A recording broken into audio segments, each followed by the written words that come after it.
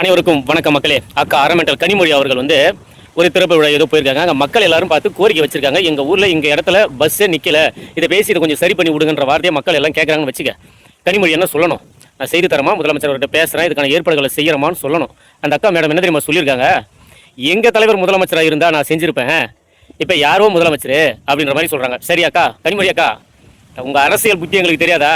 சரி, உங்கள் தலைவர் தான் முதலமைச்சராக இல்லை, அப்புறம் என்ன வெண்டக்கா மயிருக்கு நீங்களா? உனக்கு என்ன அங்கே வேலை? உனக்கு அங்கே என்ன வேலை? அப்புறம் உனக்கு எதுக்கு போஸ்டிங் வேறு? கட்சியில் நீ எதுக்கு இருக்கிற? எதுக்கு?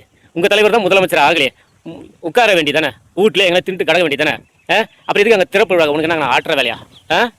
இதெல்லாம் தவறான வார்த்தைகள் அக்கா, நீங்கள் பேசுறது கனிமொழி அக்கா, தவறான வார்த்தைகள்.